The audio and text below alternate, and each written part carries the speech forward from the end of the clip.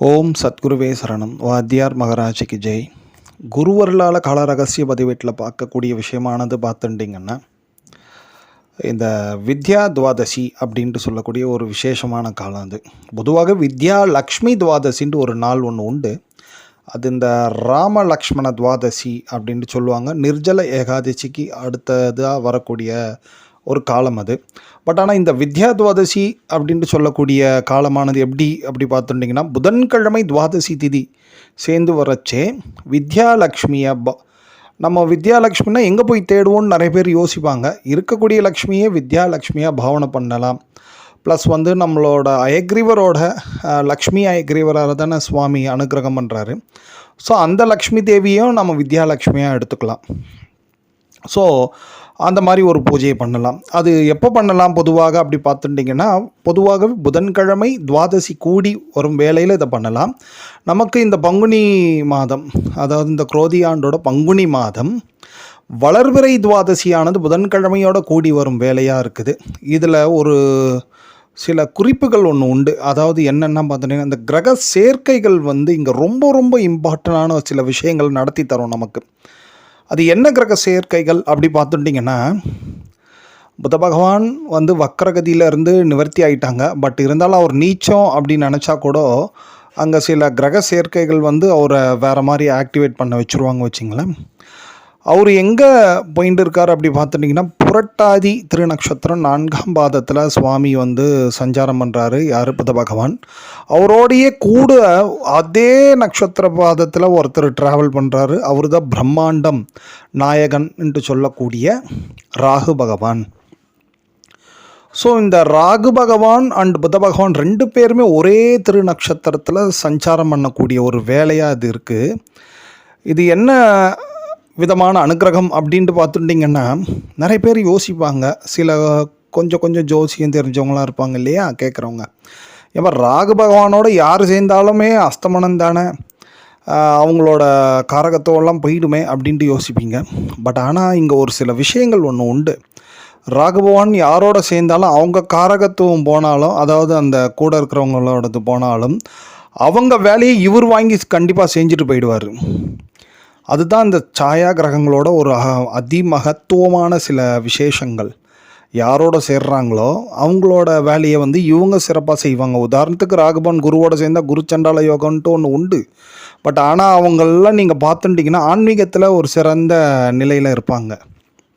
அது மாதிரி இந்த புத்திகாரகன் சொல்லக்கூடிய புத பகவானோட ராகு பகவான் சேர்ந்து ஒரே நட்சத்திர பாதத்தில் சஞ்சாரம் பண்ணுற வேலையில், அந்த நட்சத்திர பாதம் வேறு இன்னொரு அல்டிமேட்டான விஷயம் உண்டு. அது புஷ்கர நவாம்ச பாதம்.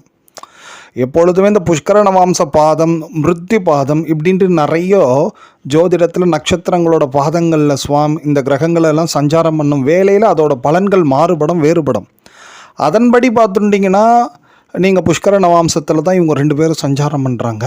இவங்க 2 பேருமே எப்பேற்பட்ட அனுகிரக மூர்த்திகள் பார்த்துட்டிங்கன்னா, ஒருத்தர் புத்திகாரகன், இன்னொருத்தர் பிரம்மாண்டம். எதையுமே பெருசாக தான் ஆக்கி கொடுப்பார்.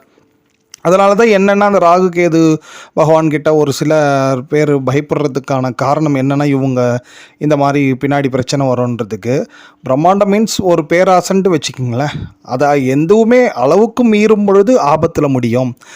அதை நாம் ரியலைஸ் பண்ணிட்டோம் அப்படின்னாச்சுன்னா, ஓரளவுக்கு நமக்கு இது போதும் அப்படின்ட்டு நைஸாக இருக்கிறதுக்கான வாய்ப்பை நம்ம குருவர்களால் ஏற்படுத்திக்கணும். ஸோ ஏன்னா இப்போது ராகு பகவான் புத பகவான் 2 பேரும் சேர்ந்து இந்த பிரம்மாண்டமான அறிவு புத்தியை ஏற்படுத்தி நிச்சயமாக நமக்கு தருவாங்க. அதுக்கு என்ன பண்ணலாம் அப்படி பார்த்துட்டிங்கன்னா, இந்த புதன்கிழமை காலங்களில் 12:01 ராகுகால நேரம் வரும். அப்போது 1லேருந்து 1:30 அந்த நேரத்தில் ராகுகாலம் இருக்கும். அந்த 1/2 hour ப்ளஸ் புத ஓரை இருக்கும். புதன்கிழமையோட புத ஓரை இருக்கும். அந்த 1/2 hour எக்ஸாக்டாக அந்த 1/2 hour டைமில் நீங்கள் கண்டிப்பாக வீட்டில் இருக்கிறவங்க, ஏன்னா குழந்தைங்க ஸ்டூடெண்ட்ஸ் இருந்தால் நிச்சயமாக இந்த டைமை யூஸ் பண்ணி அவங்க வித்யா பூஜைகள் எவ்வளோக்கு எவ்வளோ தெரியுமோ, சகலகலாவள்ளி மாலையிலேருந்து என்னெல்லாம் தெரியுமோ எல்லாத்தையும் சொல்லலாம். ப்ளஸ் கண்டிப்பாக ஹயக்ரீவர், லக்ஷ்மி ஹயக்ரீவரை ஒரு பொட்டாவது வச்சு ஒரு பூஜையை பண்ணணும். ஏன் அப்படி பார்த்துட்டிங்கன்னா, இந்த ராகு கேதுவோட அனுகிரகம் தான் அதிகமாக இருக்கும் நாளைக்கு. ஏன்னா புதன் அவரோட ரொம்ப நெருக்கமாக போயிட்டு இருக்கிறதுனால அவர் தான் எல்லாத்தையும் செய்ய போகிறாரு. யார்? ராகு பகவான் தான் செய்ய போகிறார். இந்த ராகு கேதுகளோட வழிபாடு அவங்கள பிரீத்தி பண்ணுற விஷயமே எப்படின்னா, இந்த மனித முகம் அற்ற தெய்வங்கள் அப்படின்வாங்க.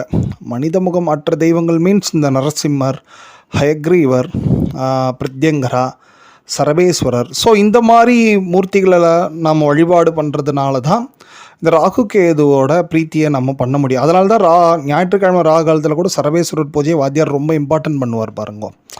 ஸோ அந்த வகையில் நீங்கள் பார்த்துட்டிங்கன்னா இந்த ½ அன் ஹவர் கரெக்டாக எக்ஸாக்டான அந்த டைமிங்கில் நம்ம இந்த லக்ஷ்மி ஹயக்ரீவரர் பூஜை பண்ணுறதுனால நம்ம அறிவு நிச்சயமாக சிறக்கும்.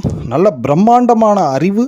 கூடுதலாக பார்த்துட்டிங்கன்னா மறைபொருளை அறியக்கூடிய அறிவு. ஏன்னா ராகு கேது இவங்க யார் பார்த்துட்டிங்கன்னா சாயா கிரகம், நிழல் கிரகம், மறைபொருள். எதுவுமே தங்கக்கிட்ட வந்தால் அப்படியே மறைச்சிருவாங்க. அந்த மறைபொருள்கிட்ட ஒரு புத்தி ஒன்று போய் மறைஞ்சி உள்ளே போய் மறைது அப்படின்னும் போது அந்த புத்தியும் இந்த மறைவும் சேரும் பொழுது மறைவிலிருந்து புத்தி வெளிப்படும். அப்போ மறைவிலிருந்து ஒரு புத்தி வெளிப்படுதுன்னா அங்கே இருக்கக்கூடிய மறைபொருளெல்லாம் அந்த புத்தி அறிஞ்சிக்கும். ஸோ அதுதான் இங்கே ஒரு பெரிய அல்டிமேட்டான ஒரு பெரிய விஷயமே என்னென்னா, நம்ம அந்த ஒரு ரொம்ப ஒரு என்ன சொல்கிறதுனா ஒரு விஷயம் தெரியாமல் இருக்கிறோம், நமக்கு தெரியவே இல்லை, அமானுஷ்யமாக இருக்குது, இது ஒரு மறைபொருளாக இருக்குன்றோம் வச்சுங்களேன். அதுக்குள்ளே நம்ம புத்தியை செலுத்தினா தானே அதை பற்றி தெரிஞ்சுக்க முடியும். ஸோ அதுபோல தான் இந்த புத்திகாரகன் ராகு பகவானோடு போய் ரொம்ப நெருக்கமாகும் போது தான் நமக்கு அந்த மறைபொருள் விளங்கும்.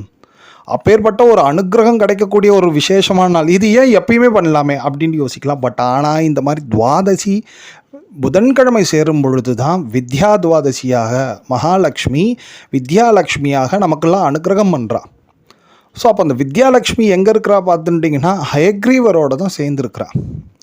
ஸோ அதனால தான் இவ்வளோ ஒரு விஷயத்தை உங்களுக்கு எடுத்து சொல்கிறதுக்கு காரணம் என்னென்னா, இன்றைக்கி நிறைய குழந்தைங்க படிக்கிறச்சே அவங்களெலாம் நிறைய சிரமப்படுறதுக்கான காரணம் என்னென்னா புரிதல் இன்மை. அந்த பாடத்தை புரிஞ்சிக்க முடியல, அதோட என்ன சூட்சுமன்ட்டு தெரியல, மேக்ஸ்லேருந்து எவ்ரிதிங். அப்போ என்ன ஆகும்னா அந்த குழந்தைக்கு அது படிப்பு ஏறல, அதுக்கு ரொம்ப சிரமப்படுது அப்படின்ட்டு சொல்கிறோம் இல்லையா. அதெல்லாம் இயற்கையாகவே அவங்கவுங்க ஜாதக கட்டத்தில் இருக்கிற மாதிரி தான் ஆக்டிவேட் ஆகிட்டு இருக்கும். பட் அது பரவாயில்ல. பட் ஆனால் கூடுதலாக இந்த மாதிரியான காலங்களெல்லாம் நம்ம பயன்படுத்திக்கிறச்சே இயற்கையாகவே மக்கா இருக்கிறவங்க கூட கொஞ்சம் பூஸ்ட் ஆகிடுவாங்க. நிச்சயமாக நல்லா படிக்கிறவங்க இன்னும் அதீதமான அறிவோட சிறந்து விளங்குவாங்க. ஸோ அதனால தான் அந்த டைமிங்கை கண்டிப்பாக எல்லாருமே யூட்டிலைஸ் பண்ணால். நிறைய பேர் யோசிப்பாங்க, நிறைய எக்ஸாம் டைமு, குழந்தைங்க ஸ்கூலுக்கு போயிருக்கோமே என்ன பண்ணுறதுன்னா நீங்கள் பண்ணுங்கள்.